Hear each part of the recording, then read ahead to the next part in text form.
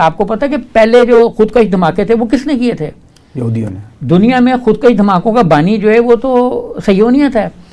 تو ہم تو نہیں ہیں، ہم مینس کے جن کا نام کا بھی مسلمان ہے جو ٹھپے لگے ہوئے ہیں وہ بھی ٹیررسٹ، وہ بھی بانی نہیں ہے، نہ خودکش کے ہیں نہ بم بلاسٹ کے ہیں.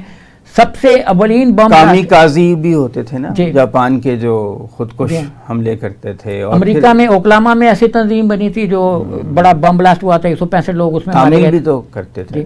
تو یہ سارے تامل تو ٹائیگر، یہ تو انڈیا کو تو آپ چھوڑیے نا، جس طرح کا ملک ہے وہ، تو وہ ہر اس چیز کو ٹیررسٹ بنا دیتا ہے اور فیک کہانیاں بنا کے آپ کو سنانا شروع کر دے گا، آپ مان لیں گے. ویسے بھی ان کے یہاں مائتھولوجی کی بڑی رچ ٹریڈیشن ہے، وہ جو پرانی چیزوں کو ایک مائتھولوجی کی شکل دینا، تو وہ اس ٹریڈیشن کو ان کا تو مذہب ہی پورا ایک افسانوی کہانی پہ بیس کر رہا ہے نا.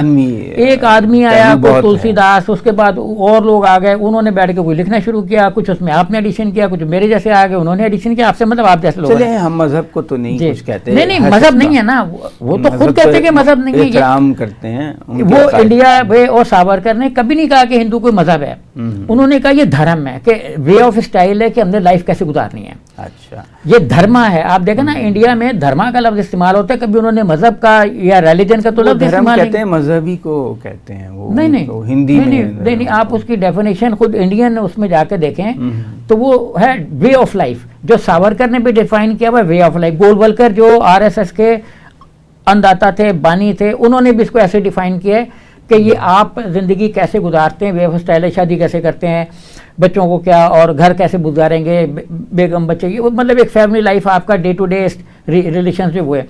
ادروائز تو جو ان کو کہتے ہیں کتاب ایک مقدس، وہ تو جنگ کا ایک کہانی ہے نا، کہ مہا بھارت ہے، جنگ ہے. اور اگر آپ کہیں کہ مذہب ہے تو اس کے تو 1,00,000 ورژن ہوں گے. مطلب 33 کروڑ تو ان کے اوتار ہیں، بتوں کے بھگوان ہیں، 33 کروڑ جو انہوں نے خود بھی کر دیے ہیں.